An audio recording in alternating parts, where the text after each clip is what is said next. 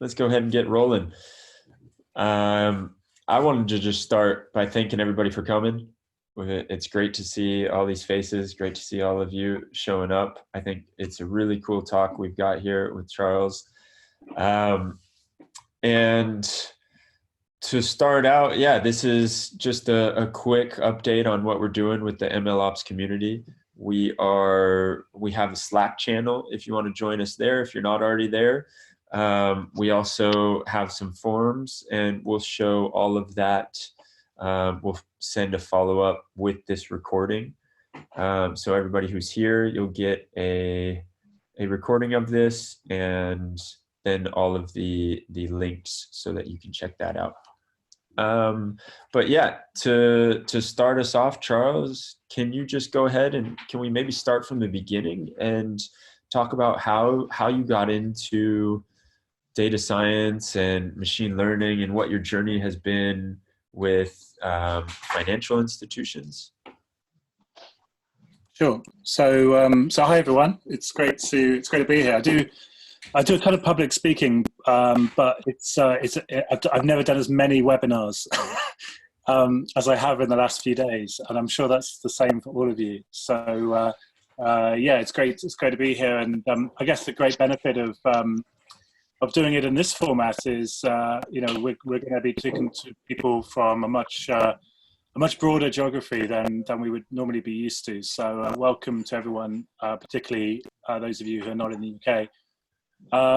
So yeah, for me, my journey began probably about 10 years ago. I was involved in a business that was doing management reporting and business intelligence, and I joined that company not really knowing much, to be fair, about the subject. And so I went out and spoke to clients and basically asked them, look, what is it that you want from us? What is it that you need? And it was in 2010. It was the moment where everyone was starting to talk about data science. And those of you who've been around in the sector since then will know that those days, in particular, as much or more so than today, the skill shortage in the industry was really acute. And so we were lucky; we were in the right place in the right time. Our clients were mostly banks and financial institutions, and so we set up our mission to hire really good talent in from universities, train them in data analytics techniques and tools, and give them the tools, and then we got them into projects with large financial institutions. We built a business in London and New York, doing specifically that, and it was a great time. We sold the business way too early. It's fair to say. We sold in 2014. There's plenty of runway still today in this industry. But the founder of the company had been through the financial crisis, so by the time that we were growing and stable and successful, it was the moment where he wanted to cash out.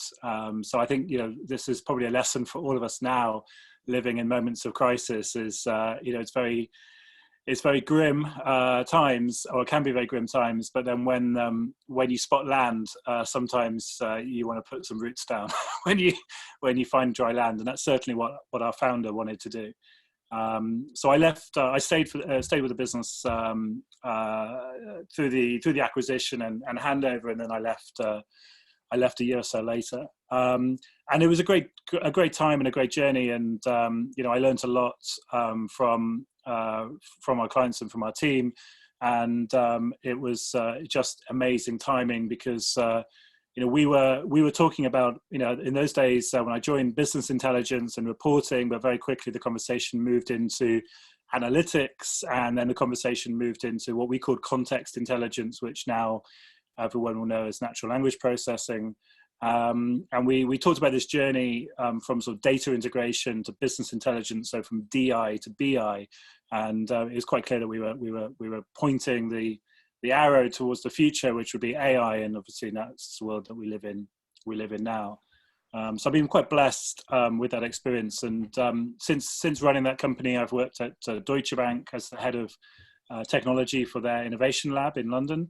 Had a very short stint with a startup, which was a catastrophic failure. That's another story. And then I joined Fidelity as the head of AI, which was a wonderful role. And I left 6 weeks ago on paternity. And I'm not going back, which means I'm free to talk to you all today about my experience. So great to meet you. Perfect. Well, yeah, thanks for that. I appreciate it. I'm just wondering, as I was looking over your website, I saw that you are what you would call a data philosopher, and I was wondering what that is in your opinion and why you would consider yourself that. Sure. So again, it comes back to when I was running my data science company, and we were talking about data science and trying to educate people what that was, and I made a remark once at a conference that we were running, saying that the tech industry quite often uses very poor metaphors for describing what we do. So the marketeers pick these labels, but they don't really describe what we do. So people of my generation will have remembered the days where we were focused mostly on data warehousing, and I just always felt that was such a poor metaphor for what actually the job of data warehousing architects. Warehousing in the real world is all about supply chain logistics, an industry which everyone is acutely focusing on right now. But data warehousing actually has very little to do with that. It's about storing data and having that kind of golden source, golden immutable source for eternity. And similarly, data science isn't really science. It's stats and hacking and coding. And actually a lot of what data scientists do, isn't that kind of experimentation. It's a lot of, data prep and other things. And so the point I was trying to make at that conference was, we need to be a bit more careful with our metaphors, and we need to be maybe less misleading as an industry. And maybe we need people like me from a non-tech background. I'm not a techie by trade. I'm a lawyer of all things. Which is another story. And we need people to be maybe asking the questions. And I said, maybe we need more data philosophers. And the name stuck. That was 7 or 8 years ago. And now I write a blog called Data Philosopher, which tries to call out some of the interesting things I come across in the tech industry. Perfect. Yeah, I love that name. And so I guess my next question is just getting into this idea, the talk title. Let's kind of look at that a bit more. What we wanted to go over with what does best-in-class AI and machine learning look like, and governance look like in the financial sector, and how do you feel that is portrayed these days? Yeah, sure. So I'll just talk a little bit about my experience with Fidelity. And for those of you who are working in large enterprises, then some of this might well resonate. You may be experiencing similar challenges or not, and equally this might be interesting. So I was hired because the feeling was they were doing a lot of work around putting structure around the automation program, the RPA program, which, as we all know, has got very little to do with machine learning. But the guy in charge of that was continuously coming up against machine learning projects, which were kind of side of desk activities on the most part, what I would call passion projects from developers who were interested because they didn't really have any real permission or any real business cases for what they were doing. And they also had the situation where you'd have senior people who might commission something on a whim, and so they kind of got these kind of two contrasting scenarios. And there was a number of these projects, and the risk was that if any of them failed and got leadership attention, it could cause a sort of disinvestment from from other programs associated with automation, which was a major program of work. So what they wanted was someone to come in and put, first of all, a strategy around AI, which we're talking about machine learning specifically, but we were using the AI title. And that strategy, needed to help the organization make sure that it was getting, a good return on its investment. And then secondly, to make sure that the right operating model, the right structure is in place to deliver on that. So that's what I was hired ostensibly to do.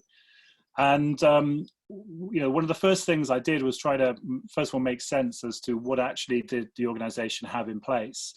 And so, that was on the face of it, quite an easy task, because we spoke to the teams and the data analytics teams and the people who actually doing the development, and people who had been active and proactive on the internal blog and sort of talking about what they were doing. And we were able to uncover 15, 20 projects off the bat.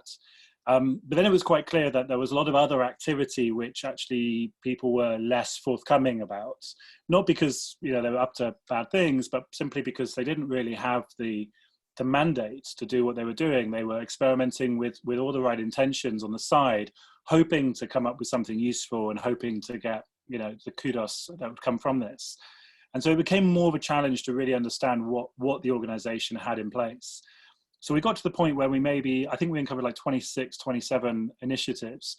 And I remember doing a briefing for the CTO and for his direct reports, and said, look, here's a map. You imagine like a Venn diagram. I've got all these little circles I'm drawing. I'm saying, now here's all the projects. Here's project 1, here's project 2, here's project 3. Here's project 26.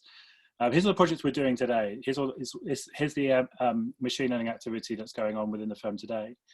The problem is that, here's another circle. Imagine a Venn diagram with these two circles overlapping. This is what we should be doing. And of course, there's an overlap. There's an intersection between those two. And the question was, we need to go through an exercise to discover what are the things that were really important to the firm, but also what are the things that would be important, but we're not doing yet. That's the most important thing. And all this other stuff is just crap. We just stop it, because we're using people's time, for not for the best purposes. It's not, not bad people. They're not doing bad stuff. They're just, they could be focused on way more valuable things. So that became like the number one thing. I think 6 weeks in, that was very clear from the CTO. We had that mandate to go out and really figure out what should be in that place. And then, we were kind of, I would say, wading through the treacle 2, 3, 4 months later.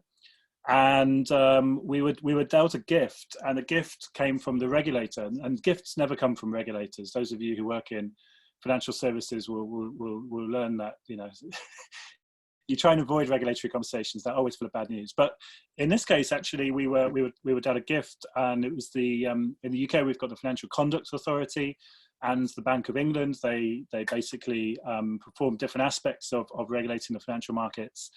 And they had teamed up in order to do what they called a survey of the industry around the usage and application of machine learning. And the reason this was a gift was because, when someone like myself can walk around holding a piece of regulation and say, hey, I need to do this because the regulator is not because I'm being a bad guy and I'm being a pain in the ass. So the regulator is telling me I need to do this. Suddenly it gives me permission to find out everything that's going on that it was more difficult. And so suddenly, 4 months of like really struggling to understand the extent of all the projects. Within the next 3 weeks, we had a list of 60 projects, and everyone was very forthcoming. And it suddenly enabled us to get a visibility into things, and particularly in terms of the risk and the controls that were in place or were not in place. So we submitted the regulatory response, and I signed off on that. But also we realized that, you know, the financial regulators were likely to continue to do this on an annual basis, because, you know, what they were concerned about was systemic risk within the financial industry. You know, what if lots of banks are all doing some, you know, crazy thing with some vendor solution that goes wrong, and then the whole banking industry goes, you know, to shit. Well, you know, we all know we had other risks that we hadn't modeled. You know, it wasn't machine learning that was going to go wrong, that was going to take out the financial industry. You know, we could see very clearly that the FCA was going to ask this on a regular basis. And so that gave us a second opportunity, which is to say, look, you know, let's get on the front foot now. We know that we're going to be asked this on an annual basis.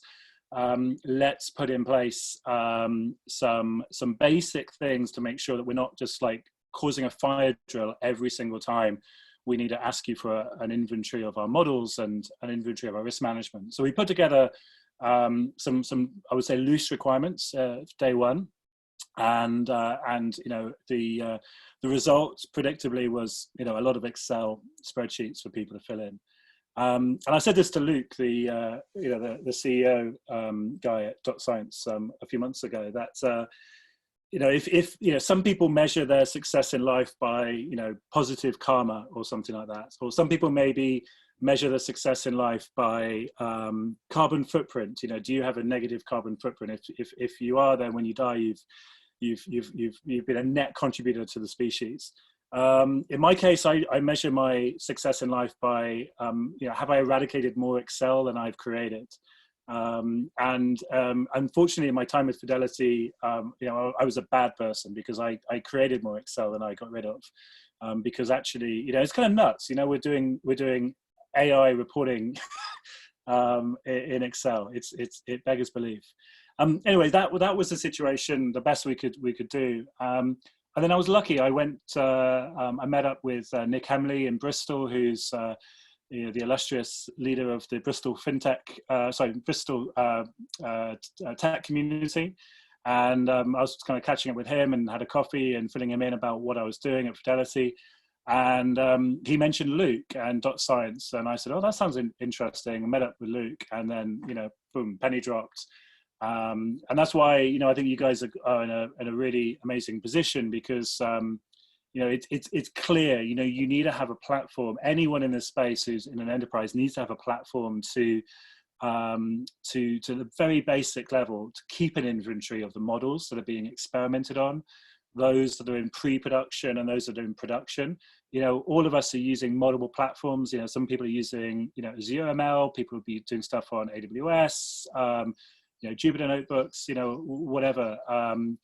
You know, you can, you know, if you're developing, say, with Watson, you know, you might have some tools from IBM to keep a governance around what you're doing with Watson Studio, but that doesn't help you for what you're doing on other platforms. And so, you know, people like me and my bosses, you know, want to have a single view on the organization. You know, what is the extent of activity and what is the extent of risk that we carry? And so, like, an inventory is like, you know, hygiene. It's like the basic level, you know, and until I met .science, the answer was Excel. From that basis, then, you know, the next level is then possible, which is, you know, there are going to be some models that we develop which are like crazy risky, and some models that we develop which are like, you know, who cares? You will have different risk assessment frameworks for those. And what you want to make sure is that you want to make sure that your developers are following those risk assessment frameworks. And in fact, you can you know, have that auditability in place. You know, so people like me, I just want to see a report. I want to see something with, like, you know, red, hopefully no red. I want to see something with green everywhere, but I want to see where the red is so I can then take action. And, you know, you guys do that, which is awesome. And then, you know, the other stuff, you know, the stuff which, you know, is probably more interesting maybe for the community, about, you know, collaboration and provenance and the ability to kind of shine a light on p-hacking and other stuff, and you know, give you productivity tools. You know, that's gonna, to me, that's secondary. You know, the basic stuff is just having some controls in place. And what's really interesting, just to kind of end on this point, is, you know, it's probably since about a year I've been saying, you know, there will be mandatory reporting on this, certainly in the financial sector, and probably the timeline is 24 to 36 months. So therefore, those of us in the financial sector need to kind of start preparing for that and, you know, get our shit together. And then what's really interesting, last month, the European Commission published their white paper on governance of AI in the European Union. And I know they've said the same thing. And I'm just looking at the white paper now on my iPad. It's like page 19, talks about, you know, the requirements to document what we're doing and have, you know, have that detail and that auditability and the good record keeping in place, and the ability to be able to replicate the results of models maybe a year after they were originally developed. You know, all these things, you know, even the, you know, at a European level, you know, this is a consultation paper, it's not in law, but, you know, it's a matter of time, it's 12 months. And so, you know, I think we're living in the 90s, if you take the analogy of software development, you know, the kind of wild west of, you know, write down code and email it between people and, you know, no version control and all that kind of crazy shit that maybe people on this call will be too young to remember, but, you know, I'm just about old enough to. But, you know, we're living in those days of machine learning, and it will all come crashing to an end, you know, I think pretty soon, and that's why we need to get a grip of governance. So there was a long rambled answer, but I just wanted to give a bit of context. That's perfect. Yeah, and my follow-up question with that is, do you think only with regulations will you see that change, or do you feel that there's some places that are proactively doing it? Yeah, so I'm not a big believer in regulation for regulation's sake, but also I'm not a believer in like waiting for the wheels to fall off before you take action. So I think firms need to kind of you know, decide their own risk appetite, and it's going to depend on the industry you operate in. I'll come back to the European Commission paper. You know, what they talk about is, you know, applications which are high risk, or maybe activities which are high risk. So, you know, if you're in the business of autonomous vehicle development, then you're in a high risk industry. You know, you're doing something that if it goes wrong, people could die. So, you know, if you're in that space, why wait for future regulations to come? You know, you need to have some basic controls. You need to be thinking about your governance.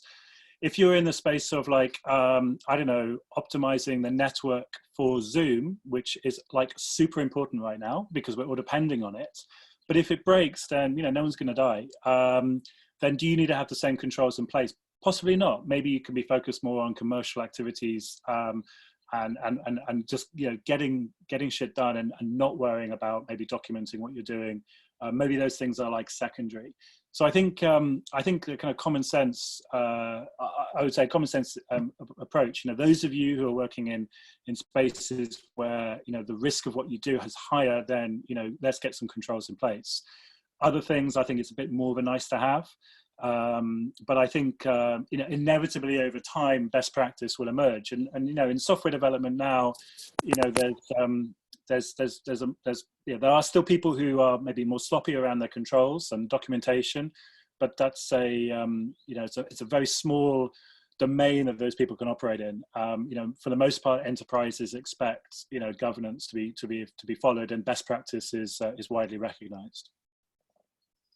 Yeah, that makes sense. And I got to ask, and you don't have to mention any names or anything, but have you seen a catastrophe happen? And what was it like? How did that go over? If you have, and if not, no worries. We can move on to the next question.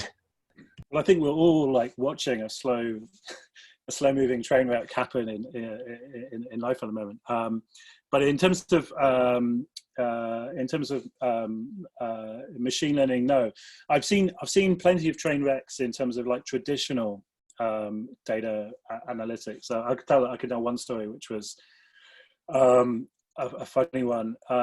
We were doing some work for a credit card company. It was back in my data analytics company days, and they had a customer with like clearly too much time on his hands, and that customer had basically gone through every single credit card statement and built an Excel model and wrote to the credit card company and said, "Look, guys, you've overcharged me." And then they didn't. When you get those sort of letters, you should you should jump on them, and they didn't. They basically timed out, and so the guy went to the ombudsman and said, I had this problem. I raised a complaint. They didn't respond. Look into it. And of course, then they looked into it, and sure enough, this car company wasn't actually calculating the fees accurately. And the interesting thing is how actually the fees compound over time. It was like a rounding error, but the rounding error compounded, and it wasn't material in the sense of it was probably, I can't remember now, but it was like tens of pounds, not thousands of pounds. But the point was, it's like, you're a freaking credit card company. You've got to get the shit right. You have a fiduciary duty to your customers. And so the regulator came in and said, basically, sort it out now. And they put a penalty, a fine in place. But the problem was their kind of calculation engine was so, was so deeply embedded in their systems.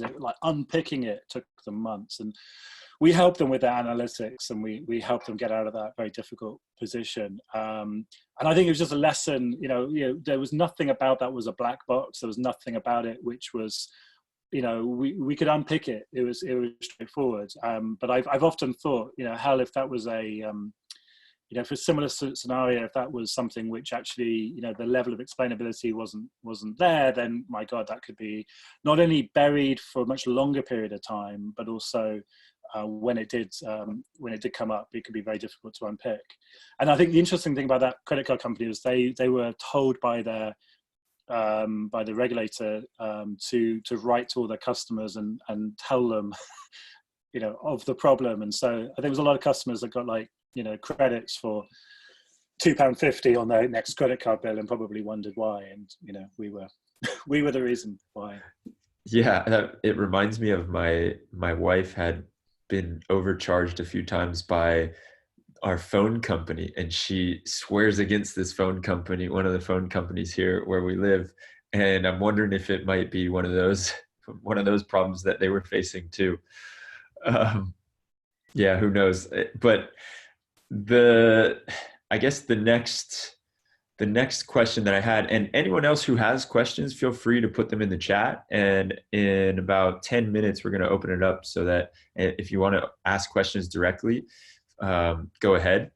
But my next question was more on the lines of, do you feel the current situation right now with machine learning and AI making the predictions that they're making, is there anything that is borderline dangerous happening? Oh, wow. That's a great question. So I think I should stick to my lane, and that's financial services. So I would say that I can't speak for fintechs because they kind of operate in a kind of by nature more opportunistic manner. Because they're trying to exploit the fact that large financial institutions are slow moving. And so they probably have a different risk appetite. But I would say that large financial institutions are very, very cautious about what they do. And I think, my own experience, there may be people in the industry who would disagree with this statement, but I think my own experience, having worked in financial services before the financial crisis and after the financial crisis, is that it's a totally different space to the one it was. And if you've seen Wolf of Wall Street, you might get a sense of what it was like in the 80s. And when I joined in the early 2000s, it kind of still was a little bit like that. What happened in those days was there were people who were in the business lines who were, their job is to make money. And make money for the bank or make money for the insurance company or whatever. And then there would be a compliance department, and the compliance department was basically people used to joke. They say, "Oh, that's the department of uncommerciality, or the department of stopping you do things." And anyway, if something went wrong, it was their problem, and it was very much a them and us culture. And then the financial crisis hit. it was a very big shock for everyone working in that space. And I think the biggest thing that everyone in the industry experienced, even people like myself who worked in technology, was there was a reputational hit. So, we went from being masters of the universe, which was kind of one of the quotes I think came out of Flash Boys or one of those books or one of the movies around that time. Went from being kind of really kind of top of the tree to being despised by many people because of the consequences of the financial crisis were so grim for ordinary people around the world. And so I think that reputational hit, and I've definitely experienced it, going into a party and telling someone you work for a bank and they like look at you like you're scum. It makes you think twice about how you behave, and so I think that is much more ingrained in the culture. So I think things which are risky in financial services, things like decision making on investments, to the customer without a human in the loop. That's something where the big banks will move incredibly slowly, and they won't be very innovative because they're terrified of something going wrong. Obviously, there's other things, like a chatbot, for example. Might be generating language which hasn't been actually approved. One of the crazy things in a bank is if you want to speak on behalf of the organization, you have to be approved. But also a lot of the messages that you give have to be scripted. So if I was on this webinar as an employee of one of my previous employers, I wouldn't be allowed to say any of this shit. I would have to kind of give you stock answers, and all the questions would have to be approved in advance. So they're super risk averse, and obviously, chatbots. If the language is being generated on the fly, much as I'm just talking nonsense, that would really panic a bank. So I think it's fair to say that financial services today is maybe overly paranoid about this stuff, and maybe the needle needs to move back a little bit more. So that's my own experience. I don't think there are risky examples in trading. There's lots of mechanisms in place, and we're seeing that now within the financial markets, which are incredibly volatile. When the markets fall by a certain amount, the market trips out. Actually, I'm not sure if it works the other way around. When the market rises by a certain amount, whether it trips out as well. I don't think it does, because they rose quite well yesterday. But certainly when they fall, the market trips out. And so, I think the engineering around making sure there is not a systemic risk is pretty good. In other industries, I can't speak to. I don't have that experience, but I do worry that actually we do get overly focused on. This is go back to my philosopher blog. I do worry that sometimes we get overly focused on the engineering and making sure that the quality of the work has been done well, and not focused on the application. And so things which have caused really big problems, like let's say Cambridge Analytica, that wasn't a failure of it wasn't a bunch of bad engineers working there. It was a bunch of like super talented engineers doing things which were like morally questionable. And I think those are the problems. Those are the risks we have. We've got really great technology, lots of people trying to exploit that technology for commercial gain, and maybe we need to put some controls around the applications in some places. So that's where I think the risk is more broadly. In financial services, the risk is just being dinosaurs and acting slowly. Completely. And I guess you make the case for more data philosophers too. There needs to be more of that happening. Yeah, there's one of me and 17 of you on the school, so yeah. I'm outnumbered, and it should be maybe more parity. Well, I just have one more question, and I see people are putting questions in the chat, so we can answer those. I watched your TED Talk. I thought it was great. If anybody hasn't seen it, check it out. We'll send a link to that too. And you made the case for taking the humans out of the loop in the agricultural sector in that TED Talk. And I'm wondering if you felt the same way about it in the banking sector, and how far off of that dream you feel we are? Right. Okay. So yeah. Where do I start with that one? So thanks for watching my TED talk. It never did go viral on YouTube. I was gutted, but just because I haven't had enough viewers, I could always do with a few more. So thank you for watching it. And if you haven't watched it, please watch it. The point I was trying to make in that TED talk was I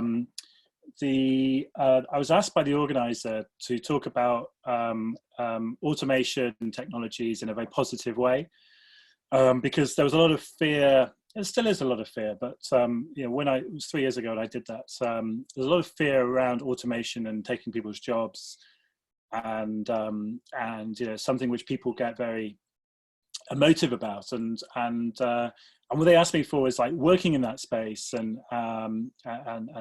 you know, can you say something positive and uplifting? It's like it's a really hard task, particularly, you know, you dangerously just going marketing kind of all crazy or going all science fiction. And so it struck me that the problem with automation is that the benefits could accrue to a small group of people. And I think we do see that. You know, an obvious example is let's say Blockbuster versus Netflix, or Amazon Prime now has probably made even Netflix partially irrelevant. So in the old days when we had video stores, you had, you know, lots of entrepreneurs in every town who ran the franchise, and so you had like these kind of millionaires scattered all over the world. But then when Netflix happened, you know, the Blockbuster franchise ended, and yeah, you end up with a very small number of people who have, you know, the billionaires, and so the pyramid becomes, you know, really, you know, distorted.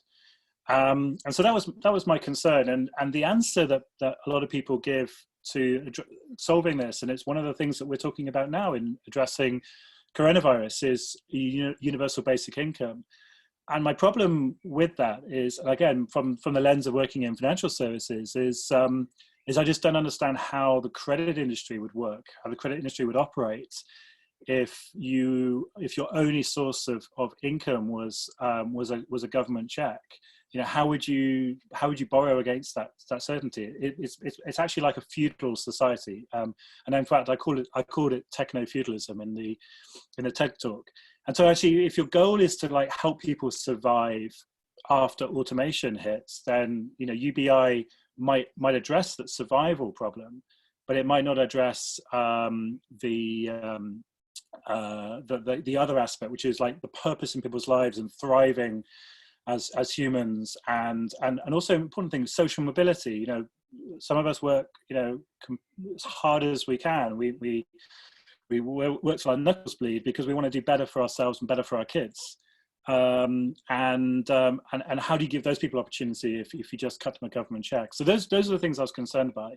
And so what I said was actually, maybe, and this is going to sound like crazy socialist talk, but I was talking about actually maybe we should invert the problem, and rather than worrying about automation, maybe we should proactively automate, and maybe we should proactively automate those industries essential for our survival, like food production. So to take the anxiety away from people who are worried about where their next meal is going to come from. And so, you know, my kind of view behind that is, you know, maybe we could tax those industries where it doesn't matter whether we automate, and find those efficiencies, like banking. I mean, does it really matter if your credit card company is a little bit more efficient and introduces a whole bunch of robots, and lays off a bunch of people in return? You know, maybe we should tax and disincentivize that. Maybe we should incentivize industries which are essential for our survival to automate super proactively, so we can bring the cost of their products down, and people can then live without needing to work. So 3 years ago, I was worried about automation wrecking society, and automation. And the big thing I worried about, and I worry about today, is social unrest. I worry that if people are really dissatisfied with the world around them, and they feel that they don't have a voice, and they can't change anything, and they feel helpless, then, you know, we see what happens. You know, Hong Kong last year was a disaster. France, in Paris in particular, the yellow vest movement. Social unrest is a really big issue, and now we're living in these very difficult times. I would say that's the biggest risk that we have today is exactly that. So I think UBI may actually be a necessity now in the short term, because a lot of people are going to be out of work, a lot of people who need to eat, pay their rent, look after their kids and do very basic things. We're probably going to hunker down into survival mode. But long term, it's surely not a solution, because it will only reinforce the imbalance between the wealthy and the not so wealthy. So yeah, it's a long answer explaining my TED talk, but the answer is we need more automation in the things which are essential for our survival, and the automation that happens in other stuff like banking, credit cards, insurance is just a nice to have, and those firms could probably pay a bit more tax. It's a good thing I don't work for a bank at the moment. I'll be proposed tomorrow. Perfect. Well, I see a question in here from JH. I don't know if you want to go off of mute and ask the question yourself, or you want me to just ask it. Jay, if you're out there, feel free to jump on. Otherwise, I'll ask it in a sec here. Seems like he's. Okay, so Jay was asked. Oh, there he is. Yeah, okay, so here I'm okay, you can hear. So I just want to ask a technical question about explainable AI or ML models. Is this kind of explanation, so why models choose certain features, why models behave in a certain way, do models adapt to a global topology of the feature space? So for example, for different markets, the same model or the same algorithm would need to come up with different kind of qualitative models. Do these characteristics of these models somehow reflect the topology, the mathematical topology of the market that it's trained on? Are these kinds of things evaluated before an algorithm is put into production? And if yes, is this kind of evaluation mandatory, or is this only for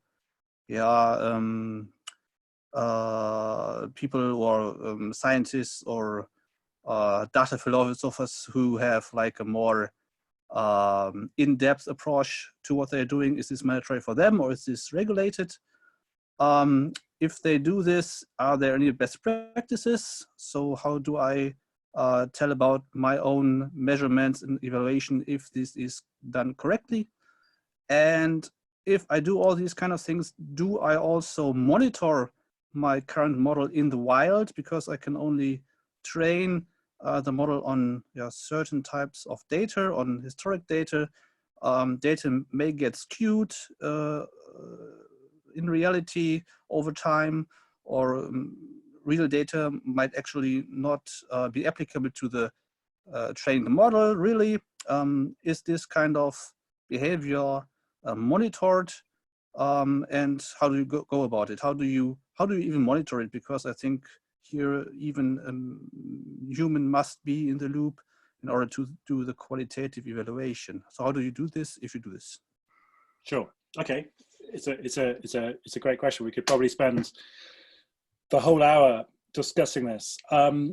But let me give you a quick answer on this. So I think, so explainability, it's a funny one. So, hey, the philosopher in me will argue, why the heck do we call it explainability? We should call it explicability. It's somehow the AI industry has invented a completely new word to describe this. And I've never met anyone who could tell me where explainability as a word comes from. But it seems to be just a word that only we talk about in this data science community. But it's an interesting one, because I think a lot of software vendors pick up on the non-technical person's paranoia about the black box, the system not being able to explain its results. And what they, what people don't think about is actually we're black boxes, humans. If I crash my car and the policeman stops me and says, what happened, you know, I'm not going through an audit of every single sensory experience I had and every thought process I was going through, every neuron firing. I post-rationalize. I say, oh, I saw a cat running in front of the car and I swerved and I crashed, or whatever lame excuse I came up with. So, you know, we post-rationalize, and we've built a kind of a system of trust around that, and it's good enough for supporting the world that we live in. And so we don't get too hung up on this idea of explainability with humans, but for somehow with machines, we really do. I think what I'm pleased about is, you know, so first of all, to answer your question about regulation, there's no regulation as far as I know on this so far, but I think it's only a matter of time. The European Commission white paper talks about replicability, and I think that's a more important point, is to be able to run a model maybe 12 months later, once, you know, you've upgraded TensorFlow and you're running on a totally different data set and your model's updated, and be able to still go back and repeat the same thing with the same conditions. I think that's more important than to be able to explain specifically why this happened. That's my personal view, and it's good to see the European Commission reflect that in their consultation. And I'm hoping over the next year, industry will nudge them towards replicability and, you know, having good best practice around audits of your data and your model version control and those sort of things. So I think that's really important. But what you do see, and I saw this from some of the bigger vendors, and I've got a huge amount of time for people like IBM, particularly. I think they're an outstanding organization. But I got a little bit cross with them when they keep coming in and presenting to execs that, oh, you know, this governance tool can help you select a different model, which may be, you know, slightly less accurate, but at least we can explain the results. Because I think actually, you know, in that space, you know, this is an optimization problem. You want to optimize for performance of your model versus the explainability of your model, the explicability of your model. And actually, I think there are other things we want to optimize, which I think are more important than simply whether a human can explain exactly specifically why something occurred. And I think those optimizations are things like energy consumption. You know, there are a lot of things where, you know, optimizing, you know, running a model on a massive data set and getting, you know, really accurate prediction doesn't matter when something which consumes a lot less energy can give an approximation, which is a lot easier. So I think we should be focusing on optimization of models on performance grounds, but to simply focus and labor on explainability, I think, is the wrong vector, and we should think about, you know, energy performance. I would argue would be a higher priority. But it's something which it's something which I think a lot of software vendors like latching onto, because they can scare people, and, you know, and fear sells. So that's my take on this. But if you've got the basics in place, if you've got good controls around your version control, around your data, and you can replicate the results, I don't think you need to worry too much whether you can explain the result. Perfect. I think I saw a question from Kieran. If you're out there, you want to go ahead and give it a shot? Howdy, can you hear me? Yes, we can. Yeah. Okay, super. I'm going to have to fight slightly against my kind of stage anxiety, because I don't want to just gobble out this question.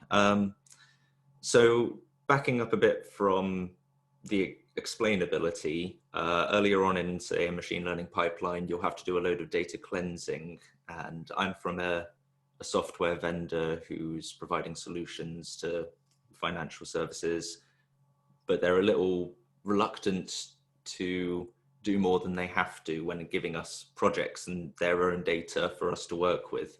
So if we come across data when cleaning it up, ready to train a model, which just looks plain wrong, I just wanted your 2 cents, probably Charles, because you work as a lawyer in this kind of sector. is there any way we can hold those companies accountable for their data, so we can give them a list of, oh, here's all of the rows that we think you need to look into, and maybe you need to mop it up and clear things up? Or is it better and easier for us just to kind of say, we made these changes ourselves to your data based on common sense, and it just looked wrong, and we could work out what a practical solution would be for it, and sell the model back to them, but with kind of disclaimers underneath to say, you know, it's not going to work in certain circumstances because the way we trained it was manipulated by us in order to just get it work because your data frankly sucked. So yeah, I guess which would be the better choice to go with, like try and get these companies to become accountable and have more regulation so that if we find problems with their data, they have to address it? Or is it better just to sell our product as is with a little disclaimer? Yeah. Okay. Great. Another great question. It's awesome to be on a webinar like this where, you know, so you get a proper challenge. I have to get my brain working. So thank you. Where do I start with this? I think I experienced something very similar. I won't mention the company's name, but we were doing some work where we were reliant on data that was coming from a third party. It was a strange situation where actually some of the data originated from us, and we were publicizing, and then that other firm was then aggregating data from us and our competitors and other people in the market, and then selling that as a bundle back to people like us so that we could do forward analytics. And what was interesting is that we definitely had some data quality issues ourselves. So the data that we were sending out in some cases might have been wrong, but then in some cases the data we would be sending out that we got back was somehow transformed, and how it, you know, how the integrity got lost through the process, we have no idea.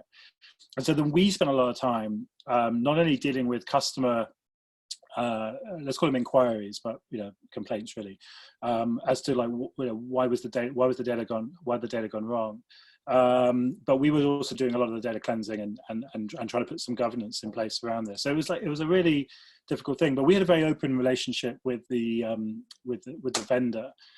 And we were working with them, and we were actually using some tools that we were experimenting with in order to try and predict data quality issues, so that we could be a little bit more open with that vendor. But it was clear that actually a lot of the value that existed in that chain was around the quality of the data, and actually doing the cleansing was actually adding value, and the value wasn't going back to us; it was going to the third party.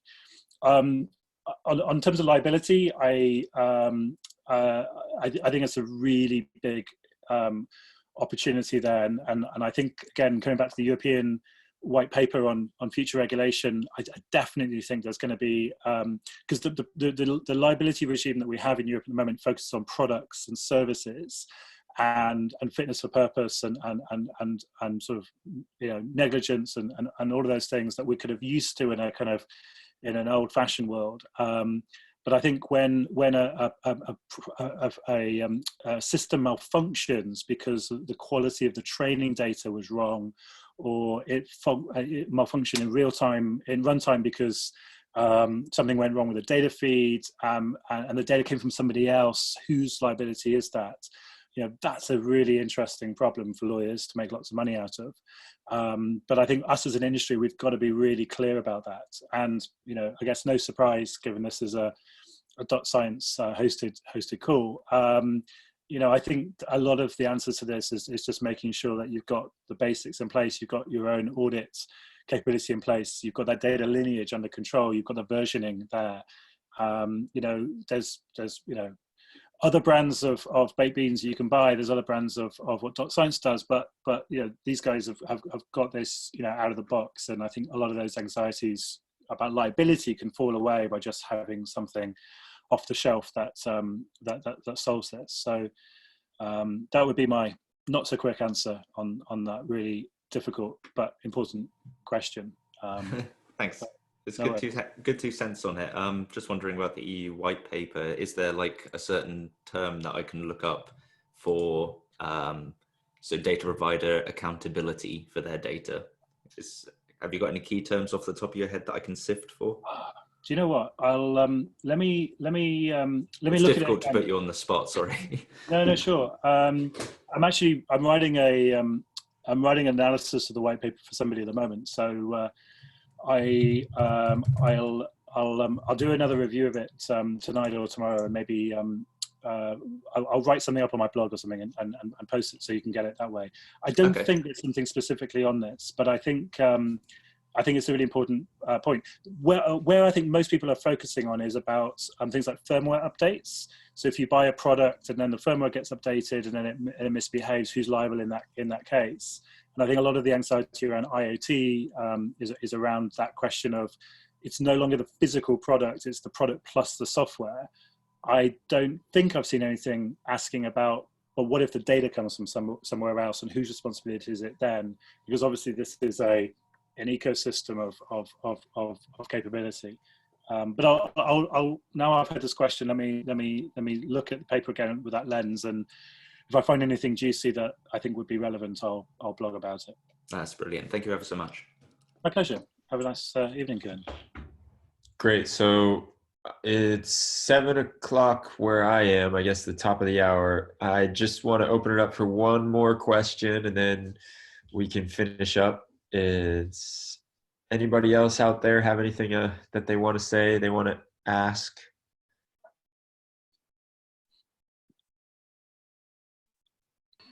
Yeah, hi. Thanks for that. Any philosophical ideas on MLOps itself and this kind of new approach to, this new ingredient in the mix? No philosophical ideas, I would say. I think I think my approach to governance is I get really frustrated with conferences and articles I read that kind of talk about governance, and usually the headline talks about ethics because ethics gets people reading, and then what they tend to do is they kind of interchange kind of regulatory stuff with ethics, and then with things which I call risk and safety. And so the takeaway I would offer to everyone, and I read a white paper on this, which was if you Google MIT Techlash, you'll see a link to an article about my white paper. But I think the number one thing that organizations and people need to do is to really clearly separate these three domains of governance. So regulatory compliance is super easy because regulations are there. You know, there's lots of people who, like me now, who read them and who then say, this is what you need to do to be compliant. And it's kind of super easy to do that. And if you want to be better at that than just be compliant, then you can also do horizon scanning. You do public policy work, or do what Facebook and Google do, which is like spend a huge amount of money on lobbying in order to influence the regulations so they suit back to what your business commercial goals are. So that's easy. The other two issues, risk and safety and ethics, get really blurred together. And I would say that the things that you guys care about most, as engineers and data scientists, are things which, you're going to be looking for standards, you're going to be looking for process, you're going to be looking for tools, you're going to be looking for best practice around. Those, if you hear those words, then almost certainly you're dealing with a risk and safety issue. So things like explainability, bias, discrimination through bias data, transparency, all of those sorts of issues that consume a lot of the media, those are risk and safety problems. They come from imperfect engineering, and we can be better at that through better engineering and better tools. The other set of issues around killer robots and the gender of chatbots and facial recognition and when it should be used and when it should not be used, and the trolley problem and all those other things, those are ethics issues, and those can't be solved with any of those ingredients. They can only be solved through conversation with people, and I think that's a different domain. So I think within my kind of governance hierarchy, there's three things we need to do. We need to have the make sure that we're compliant to regulations. At the moment, there aren't any, but there will be very soon, and we need to make sure we've got a grip of that. We absolutely need to get the risk and safety side taken care of, and that's where you guys are going to be the most consumed with those things. And then we need also to think about the ethics piece, because like coming back to Cambridge Analytica, it doesn't, they didn't break any laws. There were no regulations to stop them doing what they were doing. And it wasn't through shitty engineering. It was the opposite. It was about questionable application. And the risk is, not all of us are going to be able to detect when the work that we're doing is going to be used for bad things. And particularly if you're in a business of making technology that other people use, if you make knives, your job is to make better knives and to be the best you can at making knives. Whether people use those knives to kill or to cook is not in your control. And so whether things are right and wrong about the application of tech, I think is more about conversation. That's ethics. That's probably where people like me are not qualified to answer those questions, but maybe more qualified to help set up some structures to enable those questions to be discussed and hopefully driven towards answers. So that's not at all about MLOps. To me, MLOps is about the regulation and about the risk and safety, not so much about the ethics. Yeah, very much. I mean, from the place you've come from the frame you're looking at it, and I'm sure it looks like that, but in those highly regulated environments, DevOps really helped. As you talked about, reproducibility of a model and data, and in those environments, DevOps itself provided a great infrastructure that, as a side effect, provided that auditability. And similarly here, in a lot of things like Kubeflow, I'm seeing that kind of auditability, traceability, and reproducibility coming through. But DevOps is a hugely philosophical subject more than it is tools, and I'd look forward to seeing that coming through in MLOps as well. But the philosophy of all these subjects is nice. Thank you. Completely. Yeah. So unless anyone has a burning question that they want to ask real quick at the end, just going to remind everyone that we have a Slack channel for MLOps, where we're going to talk about everything and anything, whether it's the ethos of MLOps or if it's this philosophy or just the nitty gritty on the tech part. And then we're going to be sending you a follow-up. I put in the follow-up. I'm going to share the TED Talk also, and then this blog post that you're going to write, Charles, about this EU white paper. And then also you have in the chat right now about what you wrote already on the MIT Techlash or MI Techlash, and then I'll share that also. So feel free to join us in Slack and we can continue the conversation. This is a weekly thing. We've got speakers or guests set up until the end of, now the end of May. If you would like to be a speaker, you feel like you got something to say, then contact me. I'm on the Slack channel and we can arrange something for June. Thank you all for coming. It's been great. And a big thank you to Charles. This has been awesome. I really appreciate getting some of your knowledge and you sharing this time with us. Pleasure. Thanks, everyone. Cheers, everybody. Have a great night. Thank you. Thank you.